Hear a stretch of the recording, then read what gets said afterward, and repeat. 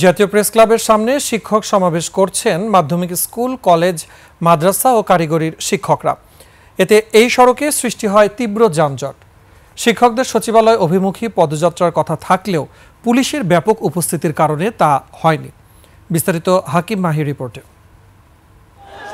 Shea butter ও vitamin E সমৃদ্ধ lily হালাল beauty soap, তারুণ্যময় উজ্জ্বল ত্বকের জন্য। মাধ্যমিক বেসরকারি শিক্ষা প্রতিষ্ঠান জাতীয়করণের দাবিতে এমপিওভুক্ত শিক্ষকদের সমাবেশ প্রেস ক্লাবের সামনে।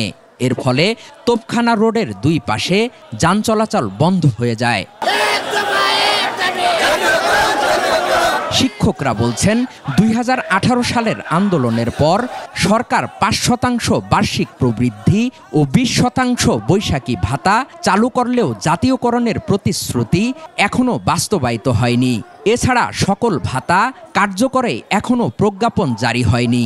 শিক্ষক উপদেষ্টার সাথে আমাদের শিক্ষক প্রতিনিধিরা কথা বলেছেন, ওনারা আমাদের দাবি পূরণ করবে বলে আশ্বাস দিয়েছেন। তারা প্রজেক্টের নামে হরিলুট করতেছে, কোটি কোটি টাকা আমাদের শিক্ষকদের বরাদ্দের টাকা ওনাদের নিজেদের পকেটে ঢুকাইতেছে। আমরা লাগাতার ক্লাস বর্জন করব, আমরা এই রাজপথ ছেড়ে যাব না।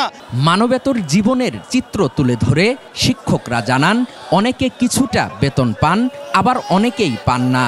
কোনো পিয়নও 12,500 টাকা বেতন পাই না, এবং আমরা আমাদের বউকে বলতে পারি না যে এই 2টা টাকা নেও। আমাদের 1000 টাকা বাসা ভাড়া দেওয়া হয়, সেটা তো আসলে একটা মুরগি যে থাকে সে একটা খুব প্রিয় পাওয়া যায় না।